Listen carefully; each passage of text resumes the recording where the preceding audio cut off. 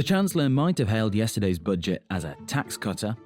Because we are delivering the Prime Minister's economic priorities, we can now help families not just with temporary cost of living support, but with permanent cuts in taxation. Despite this, though, most of us are paying more tax than any of us have ever known. But could some of us still be paying more?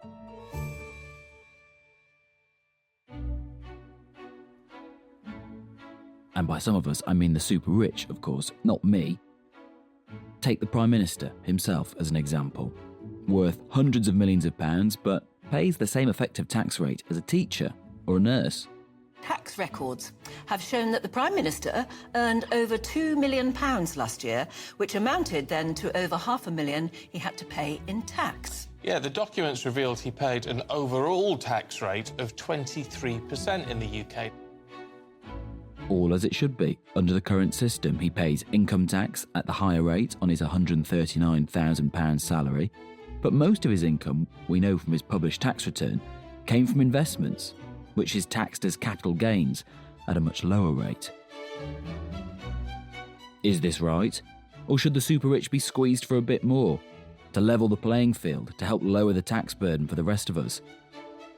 Or will that kill investment and see them pack up their private jets and Scarpa?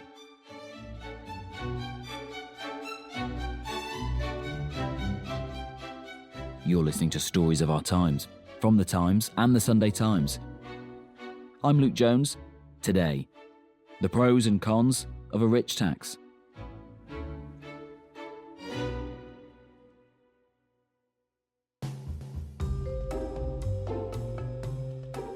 I'm Lily Russell-Jones and I am a senior money reporter.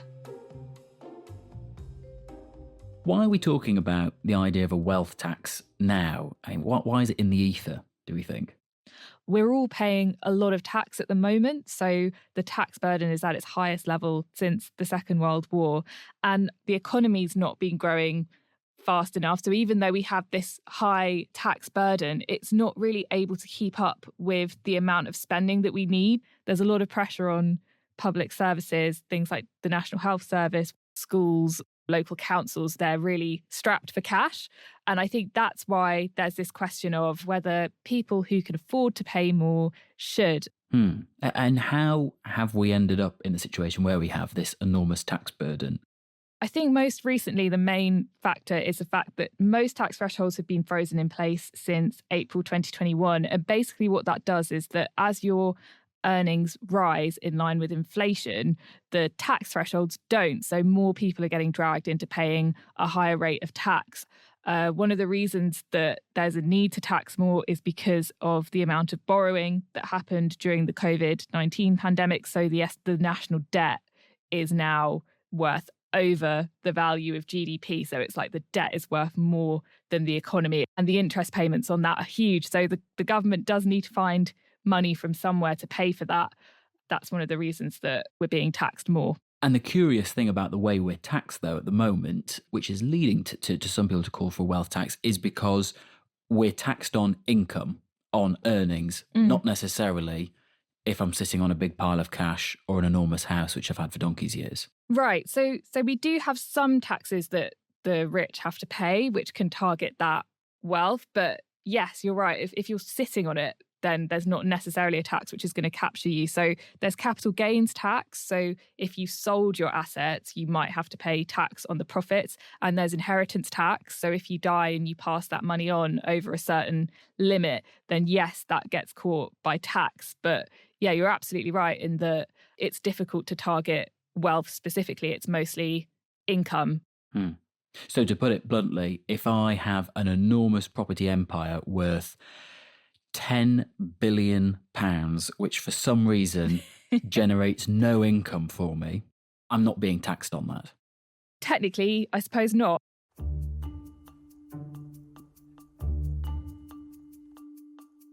So the idea of a wealth tax is out there in the ether. You might think one person who'd hate the idea of being taxed more is somebody who has a lot of money. But here's someone who's earned millions and millions and is not just open to the idea, he's actively campaigning for it. My name is Gary Stevenson. I'm the author of the new book, The Trading Game. I was formerly Citibank's most profitable trader in the world, and now I'm an inequality economist. Is it fair to describe you as a wealthy person pro a wealth tax? Oh, it depends who you're asking, but yeah, I'm definitely wealthier than most, and I definitely am supportive of a wealth tax for sure. Yes. And you say that you got to the point where you were the most profitable trader at Citibank. Of course, it wasn't always the case. Can you rewind for us right to your upbringing? I mean, was it a wealthy household you grew up in? No, definitely not. So I grew up in Ilford, which is a kind of a East London, Essex contested territory, to a pretty poor family, to be honest. Small terraced house, backed up against the railway that went in from Essex into the city. Yeah, not a lot of money to go around. It was pretty tight, to be honest, when we were kids. Did you notice that as a child? When I was a kid, my parents sent me to the Esso garage down the road with a £1 coin to buy some lemonade. And I dropped it. I dropped the pound coin at some point. And just remember just searching everywhere, under the cars, in the drains. You know, this strong sense that we don't have much and we don't have a pound to lose. You know, I was definitely aware of it. Did you have aspirations at a young age, do you think? Oh, 100%. Yeah, 100%. You know, ever since I was a very young kid, I had this kind of ability for maths. And I always did very well in school, even though I wasn't really studying. And those Canary Wharf tower blocks were going up when I was a kid, that we could see them from the street. And you just kind of think, well, that's going to be me. I'm going to have a nice fancy corner office in one of them skyscrapers, being a banker, whatever a banker is. I didn't really know what it meant at the time. Yeah. So does that mean that you did well in school then? I mean, were you a good pupil? I was a very good student. I had very good grades up until the point where I was expelled for drugs. When I just turned 16, I think I'd sold £2 or £3 worth of cannabis. You were trading? Well, you know, early trader. We talk about this. We discussed a little bit about this in the book, you know, like, it's true I was the one that brought it in, but, you know, so I passed my 11 plus and I went to a fancy grammar school. You know, I had to, a bus ride away. And, I was one of the poorest kids in the school. I didn't have no money, but I could get drugs. And this school was full of kids that couldn't get drugs, but they had a lot of money. So there's a trade right there, isn't there? And, it's the kind of trade that means I'm the one that gets kicked out. Well, and as you say, kicked out, but it didn't necessarily affect your grade. So was then your onward education and entry into the job market smooth, difficult? I managed to get back into one of my local comprehensives, and I was able to get into the London School of Economics. And it was there that things became a bit more serious about how do we become a trader now. And how quickly did you get into banking after you left uni? And was it quite quick? My last exam was on a Thursday. It was called Chaos in Dynamical Systems, and I started working on a Monday. So before the financial crisis, Citibank used to hire one trader a year through a card game, which is basically a maths game. Through a card game? A card Honestly, game, yeah. The financial crisis makes so much sense when you hear things like that were going on, doesn't it? Well, I mean, you say that, but they got me from it, and I was their best trader. Oh, so, fair enough. It worked out, And so it was literally a card game that they would make you play a game. It was a card game. But when you break it down, it's a maths game. And to me, that meant a lot, because the main way that these banks hired back then, and I think still now, is CV and cover letter. And, I looked around myself at LSE, and I'm surrounded by kids of millionaires from all around the world who've been president of the Junior United Nations or, played oboe at the Royal Albert Hall. And here's me selling drugs and fluffing pillows in a sofa shop in Beckton. How are you going to get in? I think in the end, a game is probably fairer in terms of a class perspective, the way that they normally hire their traders. So there was me, 21, very young, bought all my work clothes from Top Man the weekend before, turning up as the youngest trader in the city at the time. And is trading where you make the mega money? I mean, when it was going at its best, yeah. What was your annual winnings? I only worked full-time as a trader properly for 4 years. The number I had in my head that I was looking to make was £2 million. And I managed to get through that. Through that? Well, I didn't stop exactly on 2 million, you know what I mean? Yeah. You get bonuses and, Yeah. When did it all start to unravel for you and you start to thought, this isn't quite what I'm after in life? After the 2008 crisis, everybody was saying V-shaped recovery. And that's because interest rates were reduced so much during the 2008 crisis. Everybody was saying we're going to have such a big bounce back. And I watched 2009, didn't happen. 2010, it didn't happen. And 2011, I was sort of sitting, having witnessed basically these millionaire economics geniuses be wrong about everything for 3 years. And I started trying to figure out what is actually happening? Why are we not getting the recovery? And I had the one of my sort of trading idols, a guy called Billy, basically aggressively told me if I want to understand what's happening in the world, you've got to go out and ask people. You've got to go. He said to me, go home and ask your mum. Go and ask your friends' mums. Walk down the street. Look at what shops are closing down. I started asking people, why are you not spending money? They all said, I don't have any more money. And I started looking into it. And what I saw when I looked around me was a generation of people, I was in my mid-20s then, whose parents owned houses, but they themselves would never be able to afford to own houses. What you see really is the disappearance of middle-class wealth. Then at the same time, 2011, that was the year of the sovereign debt crisis, when it was revealed that governments all over the world were basically going bankrupt. So what you see is ordinary families going bankrupt, governments going bankrupt, and I'm surrounded by multi-millionaire traders. And what does that do to a person? Well, what it did to me was it said, you've got to put a bet on that the economy will never recover, because once inequality is growing, listen, if these guys can't keep their house when they've got a house, what chance do they have when they don't have a house? If the government can't run a balanced budget when it's not massively in debt, what chance does it have when it is massively in debt? It's a death spiral, isn't it? It's that once you kill your middle class, then it's a straight slope down to hell, basically, and things never get better. And I knew immediately that I can make a ton of money off of that. So I think what you see here, this is the start of the conflict where you realize society is going to collapse into poverty. And I think, unfortunately, the last 13 years since then have done nothing but prove me right. And you then also realize your job is not to fix that, but to make money off of it. And there are lots of people who would be okay with that, wouldn't they? They'd say, great, I've got this insight into what's happening. And yeah, it's grim for everyone else, but I'm about to make an absolute packet. Press on. Yeah. I mean, what did you decide to do? You bet on it 1 year. And then that year I was the top trader in the bank, and it's kind of surreal. You watch happen another year, it works really well, and you start thinking, maybe I'm right here. And then you start thinking you've got a responsibility. And I walked into my boss's office and I said, I want to take some time out. And they started throwing money at me wildly. How wild? It was pretty wild. They moved me to Japan and they gave me a big salary increase and they gave me a big fancy corporate apartment. But I moved to Japan 6 months later. I walked into my boss's office again and said, listen, I'm out. At that point in time, I was struggling with quite bad mental health. My weight dropped down to about 8.5 stone, which is, I'm not a big man, but that's not a lot even for me. And I wasn't really in the best state of mind, but I did it. And I'm here now talking to you. I'm not locked to a screeny Canary Wharf somewhere.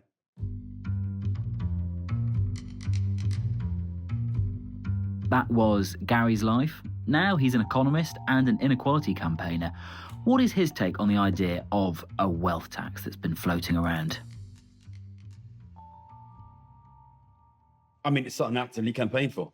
I actively campaign for wealth taxes. So the thing you need to understand is these guys make 5 to 10% of their income, right? So, let's take Rishi Sunak, £700 million wealth. That's his approximated wealth. If he makes 5% every year on that, that's 35 million quid. 35 million quid passive income just for getting out of bed. You mean just on interest on that cash? Interest, dividends, rents, profits on the companies that he owns. Yeah, it's his passive income. He doesn't need to do anything. That is what happens when you're wealthy. I'm nowhere near as wealthy as Rishi Sunak, but I'm also able to live off my passive income, right? And if these guys have this enormous amount of excess income, in a growing economy, maybe that's going to go in towards building new stuff, new investments, but we don't live in a rapidly growing economy. So what they end up doing is buying the assets from the middle class, buying the assets from government, lending money to the middle class and government, which puts them into greater amounts of debt. And what you end up doing, these people start acting as black holes, essentially, sucking the wealth out of the middle class and government. And I think we live in this age, especially in the last 5 years, where we've seen massive collapses in private wealth, ordinary living standards for middle class families, enormous collapses in government wealth. At the same time, the largest and fastest ever increase in wealth for millionaires and billionaires. The average billionaire made 22% in the first year of COVID. They increased wealth by £630 million on average, each individual. You cannot allow all of the wealth to flow away from middle class families and towards the rich and not expect the middle class to become poor. You simply have to be aware of the way wealth flows through society. But is that not an argument for taxing their income a lot more? And what you just described there as being the passive income, so what you get from dividends and the interest on savings, that is all taxed as income at the moment. What we're talking about here is just nibbling away at a chunk of the base wealth each year as a wealth tax. I mean, that's taking it forward even another step, isn't it? If you want ordinary families to be able to access wealth, you need to have wealthy families selling wealth. Realistically, that's what you need. And if these wealthy families have £35 million a year passive income, they're never going to sell anything. And taxing their income, it doesn't cut it because, even if you were to tax his income at 50%, and we know Rishi Sunak paid 20% last year, he's still got £17 million passive income. He's still never going to spend anything. If you want wealth to flow through society, you need to create a situation where rich people have to sell assets. And if you never, ever force rich people to sell assets, then you will never, ever allow ordinary people to buy assets. The counter argument, though, is you could go too far and make them entirely sell up what they have in the UK, which might be a house or two, and actually take all of their wealth abroad somewhere in one of the many countries where they don't have a wealth tax. And then we don't get any of the benefit, do we? I think this argument relies on a kind of a conceptualization of rich people, as if rich people kind of have this enormous bag of money that they can move around wherever they go. The reality is, rich people don't get money from their work. They get money from their assets, houses, property, businesses, debt. I think the best example is Roman Abramovich. The government loves to say we can't tax rich people because they can move. Suddenly they decide they want to tax Roman Abramovich. And it turns out it's not so easy to put Chelsea Football Club into a bag and take it to Moscow. Listen, these people are the least financially mobile people in the world. If Rishi Sunak makes £35 million passive income, where do you think it comes from? We could tax those profits at source. It's a farce. These guys are taxable.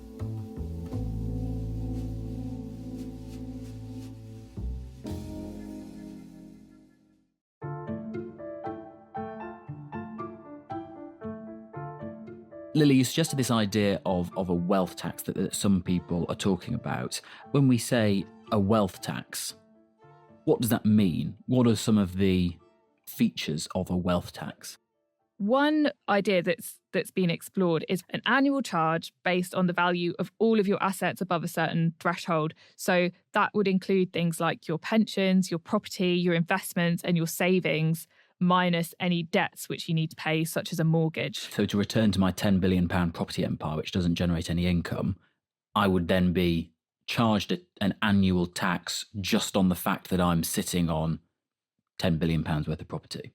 Exactly. And I think that part of the idea is that it would encourage someone like you to try and repurpose your property empire to try and generate money so that you could try and use that to pay the wealth tax. Well, I'll keep that in mind for my empire.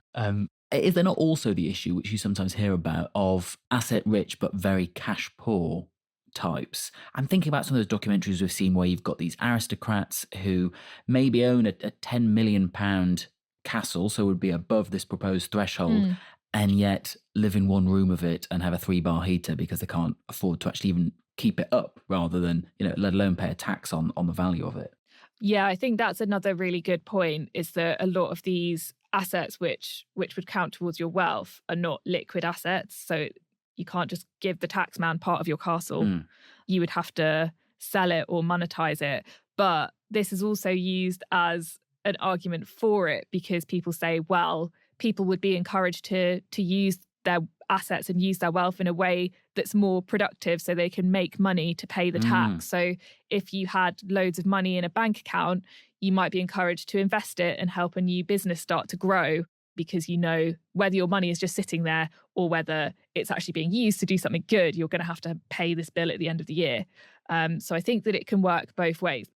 When we talk about wealthy, there are different ways you can slice it, isn't there? Because you can have high earners, and then you can actually have people who don't earn much but have a lot of assets. Yes, I think that that's a really good distinction, because high earners will be paying quite a high rate of tax. So our highest tax rate is 45% for earnings above £125,140. And there's also an effective tax rate of 60% when you earn between £100,000 and £125,000, because you lose your personal tax-free allowance of £12,570. So you actually end up paying sort of a whole load of your income through tax once you get to a certain level. But this is about other types of wealth and how you try and target that through taxation. As you say, people who are asset rich and have things like £1 million pieces of art hanging in their home, or as you say, your property empire, or because there's already a bit of an imbalance, isn't there? I mean, we saw this with the tax returns of Rishi Sunak and Keir Starmer when they were published, that we saw their salary taxed as you'd expect and as you explained along the lines of those income tax bands, and yet money that they had earned from their investments was taxed at a lower rate because it was capital gains. Yeah, you're absolutely right. So there's a disparity between the amount that you get charged in tax when you make money from income that you've earned through work versus when you make capital gains through the sale of assets. So a basic rate taxpayer pays 20% on their income, but would pay 10% on capital gains. And higher rate taxpayers pay 40% tax on income, additional rate taxpayers pay 45% tax, but both of them would pay 20% for capital gains. And then there's a max rate of 28% if you sell a property which is not your main home for higher and additional rate taxpayers, and then 18% for basic rate taxpayers. But the bottom line is that if you are earning your money through income and you're working for it, there's a higher tax rate than if you're selling assets. Yes. And so the idea of a wealth tax then is suggesting almost a third channel to that. So if you've got income tax, which is on your earnings, you've got capital gains is when you dispose of assets or sell them. This third way is just taxing it just sitting there. Exactly. I think that people see inheritance tax as one way of doing this, but obviously that only affects people after they've died. And so this would be a way of taxing wealth during someone's lifetime. Has this kind of wealth tax ever been proposed before?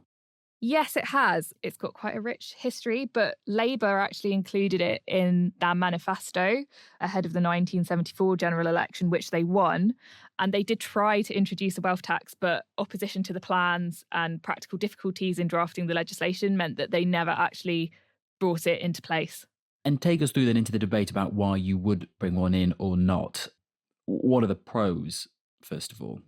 Researchers have estimated that a tax of 1% on wealth above £10 million would raise £11.9 billion a year, and it would only affect around 20,000 people. So it could lead to a fairer society, so less inequality, by taking some wealth away from the very richest people and sort of using it to support those who are less well off through things like public infrastructure. So in 2020, the richest 10% of households held 43% of the UK's wealth, while the poorest 50% held 9% of the wealth. And then I think some of the cons is that it would leave everybody worse off because the wealthiest people in our society would then leave the country and go somewhere where the rate of tax on their wealth is going to be lower. And the Institute for Fiscal Studies, I spoke to Stuart Adam. He said that he thinks an annual wealth tax would create economic problems because it would distort people's saving decisions. And there are practical problems of trying to value everyone's assets each year to work out how much tax they owe. Just the administrative burden could be huge. Yes. For this to work, would my £10 billion property empire have to have someone from an estate agent come round every year and say, oh, actually, it's worth 10.3 this year? Yeah, I think that's one of the big ways that this starts to look a bit impractical. You know, working out how much is that painting in the attic worth? Am I going to be taxed on that? Yeah. It becomes quite difficult. Not impossible, but there are practical issues to it. And I guess the last thing we want to do is give estate agents any more lucrative work. But I mean, this is all very interesting, but is it at all in the offing? I mean, is either the Conservative or Labour Party genuinely toying with this in 2024? It has been something that was proposed by think tanks. However, when we're talking about the two main political parties, there's really not much inkling that either would back a wealth tax. And in fact, in August, the Shadow Chancellor, Rachel Reeves, explicitly ruled out introducing a wealth tax if Labour wins at the next election. Yes. And so, yet still, if people feel like the wealthiest in society need to be taxed more, and we don't like the idea of a wealth tax, and we don't want to put up income tax across the board. The second one that you mentioned of capital gains, of which, as we've discussed, Keir Starmer and Rishi Sunak have, as we've seen in their tax return, been taxed at the usual lower rate from the money that they've made from disposing of investments. Is there any political clamour for upping capital gains, equalising it with income tax even maybe? Yes, I think a couple of think tanks have said that equalising the rates of capital gains and income tax would be a good way forward to make sure that wealth is being targeted as well as income from work. However, one of the main arguments against doing that is that when you invest and you're making capital gains, you're taking a risk with your money, and they want to encourage people to do that to help businesses and help the economy grow. And also you might have a situation where you've already paid tax on income that you've earned, and then it gets taxed again through capital gains after you invest it. And so people might see it as unfair to have double taxation. One of the other things being floated, if we're in a mood to tax the wealthiest in society a little bit more, is to scrap some of the rules for non-doms. Can you explain what that is? Yes, so I think the Conservatives are introducing new rules for non-doms or non-domiciles. Those are people who live in the UK, but for tax purposes, they're registered as living overseas. And currently they pay tax on income that they earn in the UK, but not on sort of anything they earn from abroad. So the government is scrapping that, an idea which did come from Labour. Those with the broadest shoulders should pay their fair share. After looking at the issue over many months, I've concluded that we can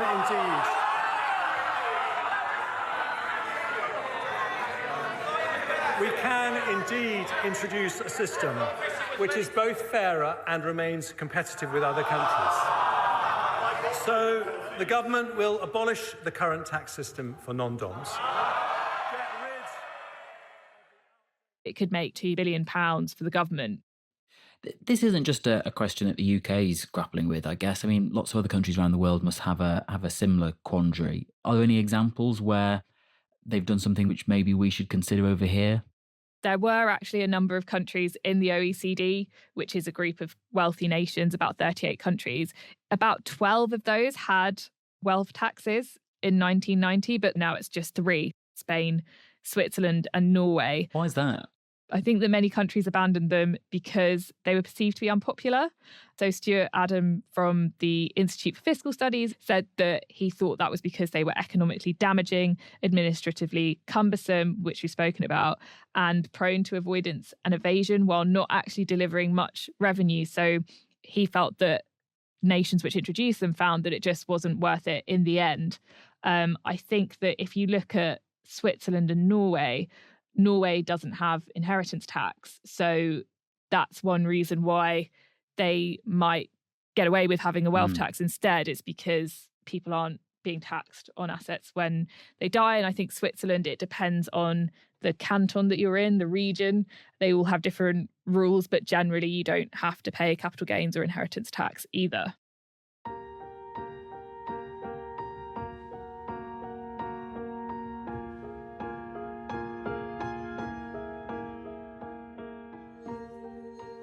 From Switzerland, back to Gary in rainy London. He might be for a wealth tax and, as a result, less popular with some of his old mates on the trading floor.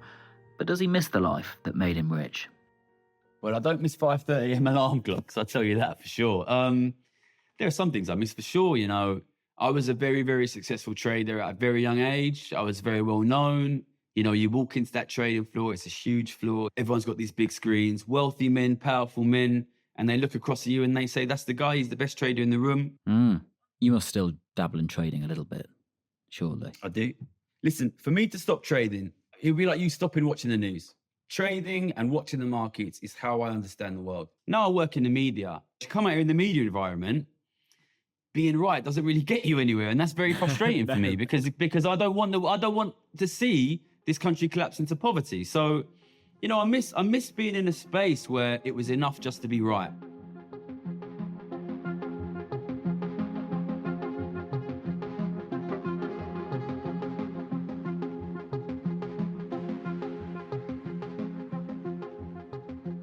You have been listening to Stories of Our Times from The Times and The Sunday Times, with me, Luke Jones, and my guests, Lily Russell-Jones, senior money reporter at The Times and Sunday Times, and Gary Stevenson, economist, millionaire former trader, and author of The Trading Game, A Confession.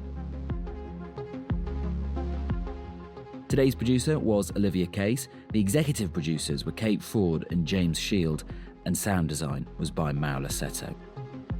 If you're game for more of this kind of thing, go and listen to our episode on the latest Sunday Times Rich List. It is full of fascinating nuggets. You'll find a link to it in the description of this episode. Send us an email if you have any thoughts on any of this. If you have a suggestion maybe for something we should cover, you can get in touch at storiesofourtimes@thetimes.co.uk. Goodbye.